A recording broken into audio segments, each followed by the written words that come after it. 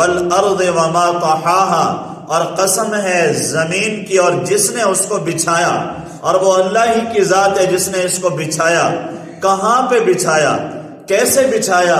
نبی علیہ السلام نے ارشاد فرمایا کہ اللہ تعالیٰ نے جب زمین کو پیدا فرمایا تو اسے پانی کے اوپر بچھایا۔ اللہ نے زمین و آسمان کے پیدا کرنے سے پہلے سب سے پہلے پانی بنایا تھا، پھر اپنا عرش بنایا، عرش کو پانی کے اوپر رکھا۔ جب اللہ نے آسمان و زمین 6 دن میں بنائے، وَكَانَ عَرْشُهُ عَلَى الْمَاءِ، تو اللہ کا عرش پانی کے اوپر تھا۔ اب سب سے پہلے زمین کی بنیاد اور پیدائش کیسے ہوئی؟ سب سے پہلے پانی کے اوپر ایک بلبلہ اٹھا، جہاں پر آج بیت اللہ ہے یہاں سے بلبلہ اٹھا، اور پھر اس بلبلے کے اللہ نے مٹی کی شکل دے دی، اور پھر اس کو بڑھانا پھیلانا شروع کیا۔ ہر طرف سے گول دائرے میں ہر طرف سے اس کو ربڑ کی طرح پھیلایا گیا۔ پانی کے اوپر زمین کو پھیلایا جا رہا تھا، بچھایا جا رہا تھا۔ تو اس طرح اللہ نے ایک بہت بڑی زمین پانی کے اوپر ٹھہرا دی۔ اب ایک چھوٹا سا کنکر وہ بھی پانی میں ڈالیں تو ڈوب جاتا ہے، وہ تیرتا نہیں ہے، ٹھہرتا نہیں ہے، لیکن اتنی بڑی زمین وہ اللہ نے پانی کے اوپر کیسے ٹھہرا دی ہے؟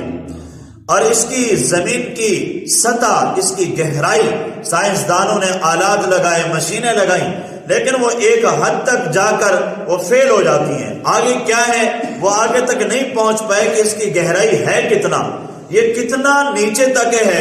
اب اندازہ لگائیں کتنا موٹ۔ ہم یہ سمجھتے ہیں کہ شاید یہ جو ہم نل لگا رہے ہیں، ٹیوب ویل لگا رہے ہیں، موٹریں لگا رہے ہیں، پانی کھینچ رہے ہیں، یہ زمین کہ نیچے والا جو دریا پانی ہے اس سے آ رہا ہے، وہ نہیں ہے۔ یہ تو پانی زمین کے اندر والا ہے، جو زمین نے جذب کیا ہوا ہے۔ بارش کا پانی، سمندروں کا پانی، دریاؤں کا پانی، چشموں کا پانی، یہ وہ پانی ہے جو زمین نے، اللہ نے قدرتی پائپ لائن زمین کے اندر بچھا رکھی ہے، اور اس کے رگو مسامات میں وہ زمین جذب کر لیتی ہے۔ یہ وہ پانی ہے۔ جس پانی کے اوپر زمین ٹھہری ہوئی ہے وہ والا پانی نہیں ہے، وہاں تک تو ہم پہنچ ہی نہیں پائے، وہ بہت نیچے ہے۔ تو اللہ نے اتنی زمین کو پانی کے اوپر ٹھہرایا، اور اللہ نے اس جگہ سے زمین کو پھیلایا جہاں پر بیت اللہ ہے، یہ محور ہے۔ بیت اللہ کو وہیں پہ رکھا، یہ محور ہے، یہ مرکز ہے۔ ہر طرف سے اگر زمین کے اطراف سے پیمائش کی جائے، فاصلہ ناپا جائے، ہر طرف سے برابر ہوگا، کوئی کمی بیشی نہیں آئے گی۔ اور یہ کیوں ہے؟ اس لیے کہ کل کو کوئی یہ نہ کہہ سکے کہ ہمارا تو فاصلہ زیادہ تھا، ہم حج عمرے کے لیے کیسے آتے، ہم بیت اللہ کی زیارت کے لیے کیسے آتے۔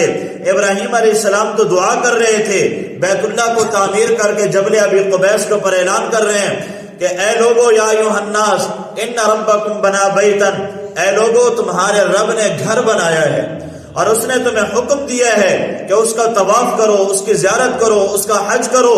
تو اب یہ حکم کیسے پورا ہوتا؟ قریب والے تو کر لیتے، دور والے کیسے کرتے؟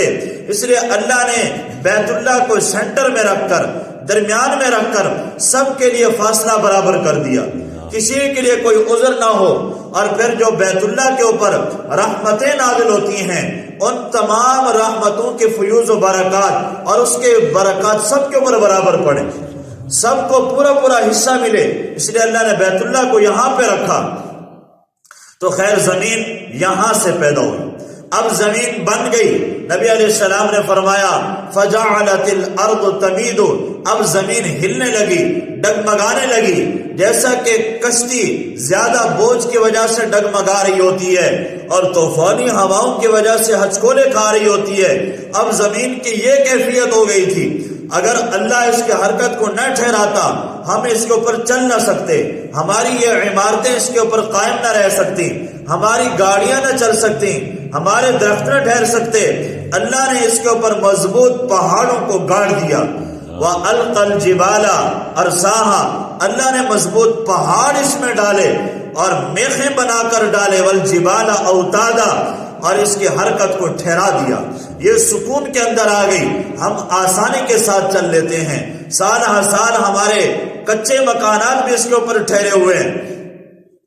اور پھر جب اللہ نے مضبوط پہاڑ بنائے، اللہ کے فرشتے تعجب کرنے لگے، فجعلت الملائکہ، اللہ کے فرشتے کہنے لگے یا رب حل من خلقک شیء اشد من الجبال، کہ اللہ اتنی مضبوط تیری مخلوق، پہاڑ، چٹانیں اور پتھر زمین کی حرکت کو ٹھہرا دیا، کیا تیری مخلوق میں ان پتھروں سے، ان پہاڑوں سے کوئی زیادہ بھی طاقتور سخت مخلوق ہے؟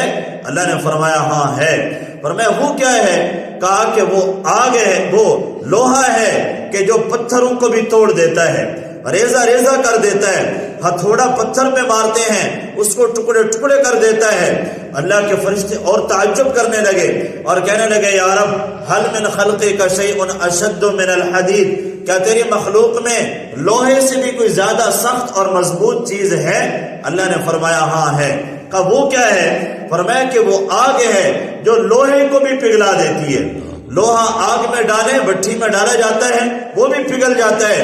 اللہ کے فرشتے اور تعجب کرنے لگے اور کہنے لگے یا رب حل من خلقک شیء اشد من النار، کیا تیری مخلوق میں آگ سے بھی زیادہ کوئی سخت اور طاقتور مخلوق ہے؟ اللہ نے فرمایا ہاں ہے۔ فرمایا کہ وہ پانی ہے جو آگ پر بھی غالب آ جاتا ہے، آگ کو بھی بجھا دیتا ہے۔ اور اللہ کے فرشتے تعجب کرتے ہوئے کہنے لگے یا رب حل من خلقک شیء اشد من الماء، کیا تیری مخلوق میں پانی سے بھی زیادہ کوئی سخت اور طاقتور مخلوق ہے؟ اللہ نے فرمایا ہاں ہے۔ فرمایا کہ الریح، وہ ہوا ہے جو پانی پر بھی غالب آ جاتی ہے، پانی کو بھی اڑا کے لے جاتی ہے، پانی کو بھی خشک کر دیتی ہے۔ اللہ کے فرشتے تعجب کرنے لگے کہ یا رب حل من خلقک شیء اشد من الریح، کیا تیری مخلوق میں اس ہوا سے بھی زیادہ سخت اور مضبوط چیز ہے؟ اللہ نے فرمایا ہاں ہے۔ فرمایا کہ وہ ابن آدم ہے یتصدق بیمینہ ویخفیہا من شمالہ، فرمایا کہ وہ جو دائیں ہاتھ سے صدقہ کرتا ہے تو بائیں ہاتھ کو پتہ بھی نہیں چلتا۔ لا تعلم شمالہ ما تنفق یمینہ، اور ایسے بندے کو اللہ قیامت کے دن اپنے عرش کا سایہ نصیب فرمائیں گے جس نے مخفی صدقہ کیا۔ تو یہ مخفی صدقہ کرنا، چھپ کر صدقہ کرنا، چھپ کر کسی یتیم بیوہ کو دے دینا، چھپ کر مسجد مدرسے میں دے دینا، چھپ کر مستحقین کی مدد کر دینا، فرمایا کہ یہ پہاڑوں اور پتھروں چٹانوں سے بھی زیادہ سخت ہے، یہ آگ سے بھی زیادہ سخت عمل ہے۔ فرمایا کہ یہ پانی اور ہوا ان تمام چیزوں سے سب سے زیادہ مضبوط عمل ہے مخفی صدقہ کرنا۔